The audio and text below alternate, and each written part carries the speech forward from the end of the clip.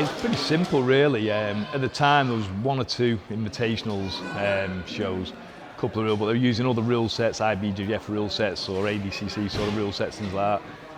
But I wanted something where we roll like we do in the gym, where you're not too worried about getting swept. You're just looking for submissions. You're not worried about losing 2 points or 3 points, getting your guard passed, and then just getting stuck there with someone sitting in side control the whole time. I wanted something where people could relax, just go for it, and sort of something like that. You're always looking for something exciting, really, something exciting.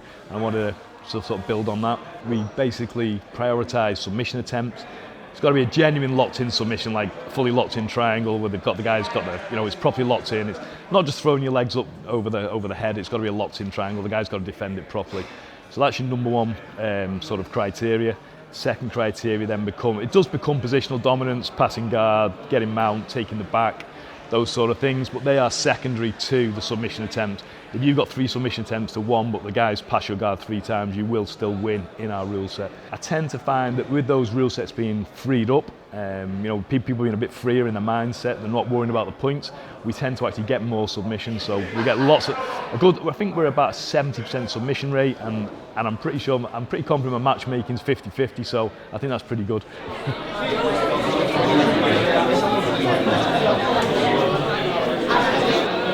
Adam, Claire, and Robbie. Robbie Donaldson, Robbie's here. The track is on.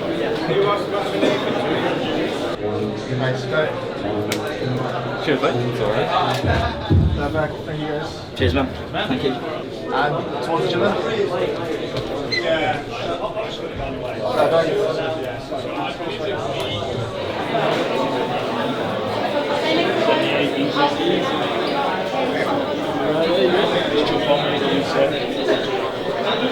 Yeah, I've been working in the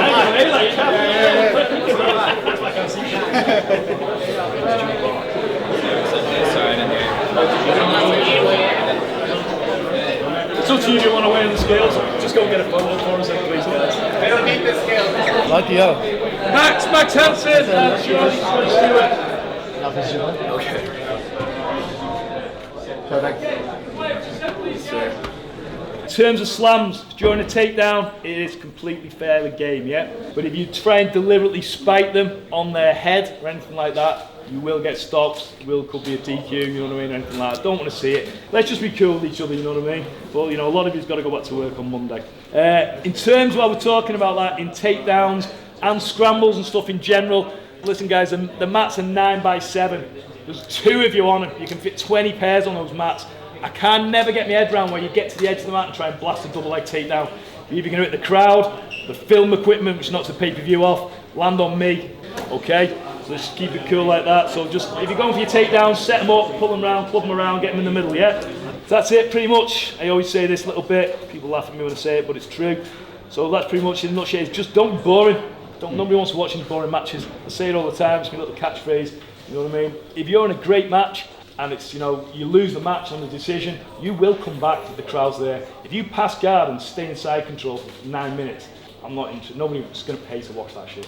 They're not, are they? You know what I mean? So if you put on a great match, so I always say it, don't be scared of losing, be scared of being boring. Just go for it, have some fun. If you put on a good show, I will invite you back, no problem, yeah? Any questions for me now? Hit me up now, guys, because otherwise that's it, I'm going to be up the wall. Everyone cool? Let's do it, let's go. Woo! Alright, ready? Perfect, and then face me. Nice, okay. You get your birdie to Bring to you a night of high level submission grappling. This is Grapplefest 90! Introducing to you, hailing from the Whittle and Grapplefest veteran and blue belt, representing next generation, Jack Rima!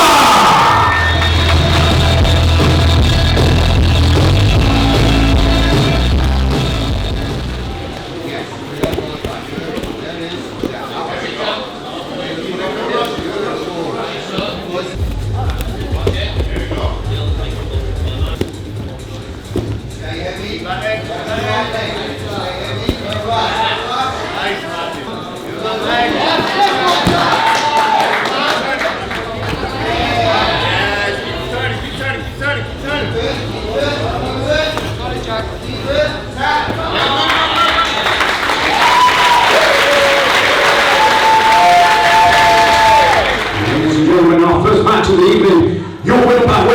triangle, Jack Rimmer! His opponent is leaving Matthew.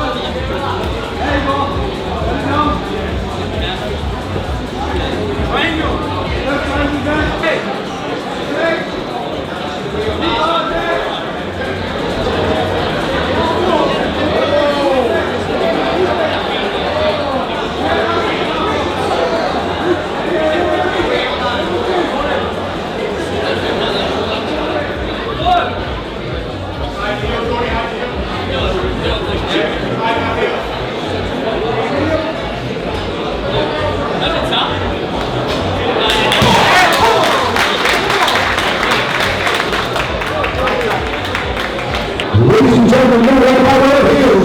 Tony Klein! It is the Collins Stephen Tony Williams.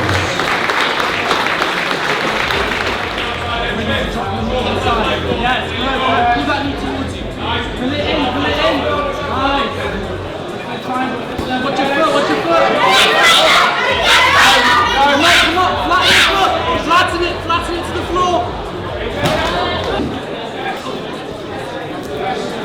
Nice combination.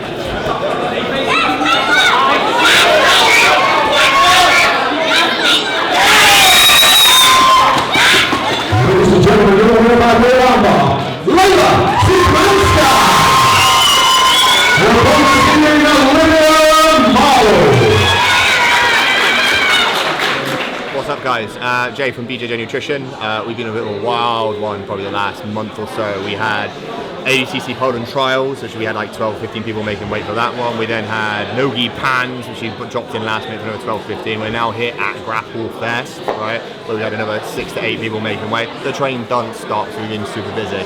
The cool thing is though, is I'm linking up with Combat Sports Hygiene and we're helping one of their athletes, Archie, right? Now if you're unaware, Archie's a fucking gangster. He's fully blind, right? Completely blind, and the kid goes out there and still does adult ADCC trials, yeah? Nothing like different or anything like that. Goes up to the full fucking shebang and keeps on sending it. So we've linked up with him and we're going to be helping him on his nutrition, and we're going to be helping him with S&C when we've got our coach Mark Hibbard doing that for him. So I think Archie's planning to do Euros, and he's going to be doing Serbia trials in February, which we're going to help him prepare for. And I think he's currently out in Austin testing out a few different gyms to train out there. So yeah, love the collaboration obviously with the Combat Sports Hygiene guys and their athletes, and just stay tuned for more fucking behind the scenes.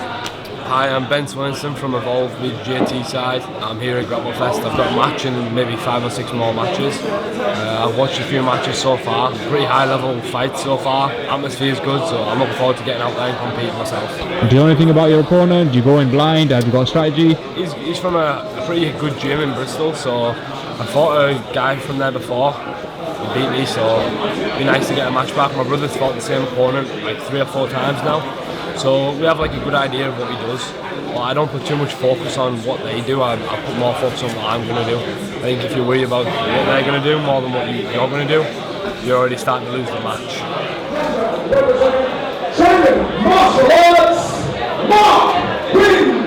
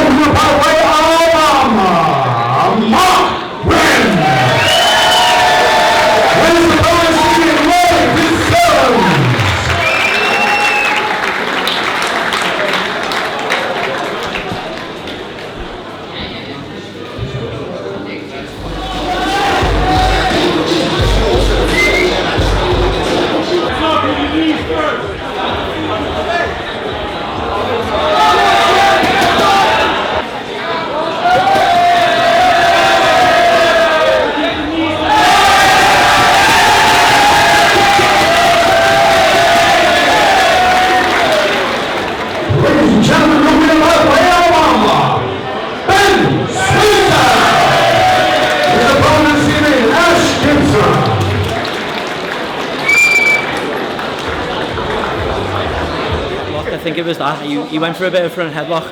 I sort of just turtled up and shelled up, and he was looking for that. And you know, once he went for a few squeezes, that kind of thing, I got out, sort of scrambled to on top and started to put the match where I wanted it to go. You know, ended up going for a triangle, was giving it a big squeeze, thought my legs were going to gas out, and then he went to his back to try and escape. I took the arm.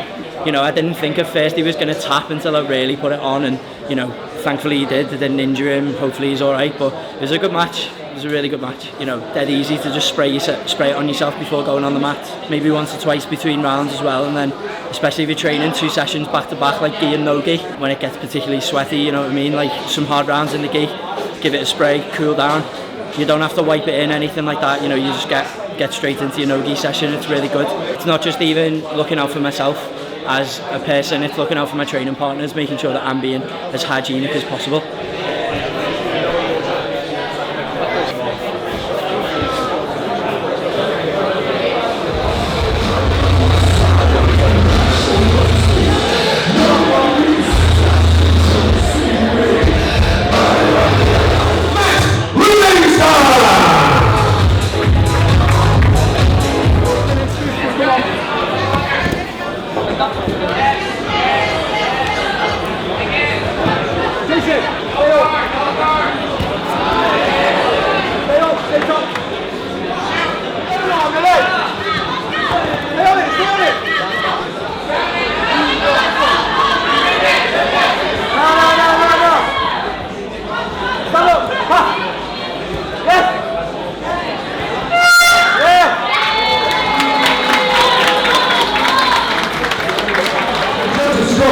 Unanimous decision to your winner, Shane Curtis! And his opponent is named Max Livingston! It's a new game that I don't do. I never play full trick. Who's going to run out of everything? Shut up! Keep it everyone safe from me. Wait, hold on, no, it's not good. Go!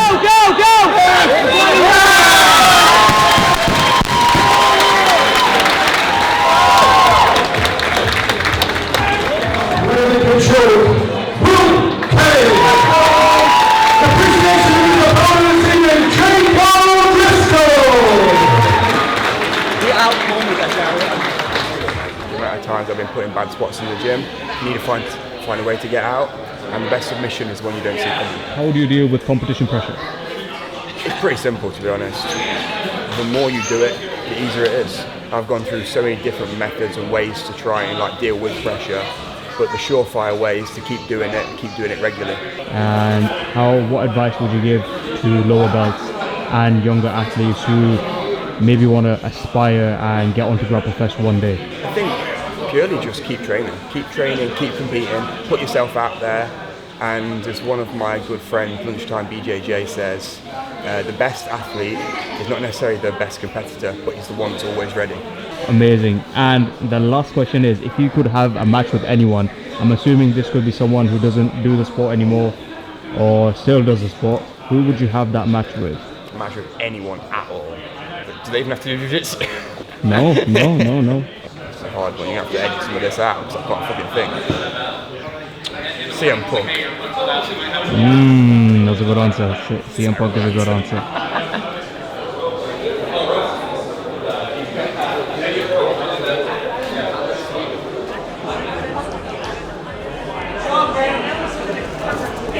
Stop.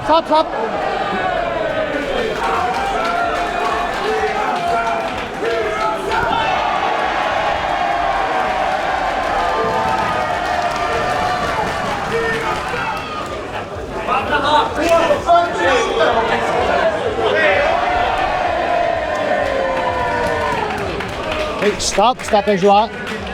Okay? Same position, back to the middle. Ready? Fight.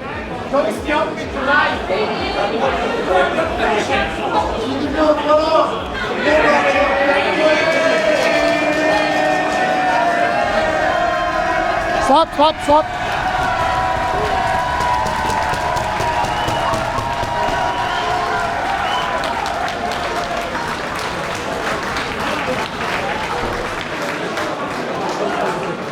Ladies and gentlemen, your winner by one submission, Brendan Reed.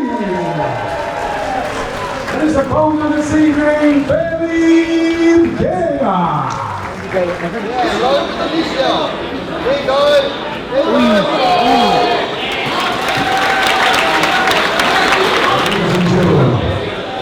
Your winner by way of straight ankle lock and new on the 65-pound champion, Pedigo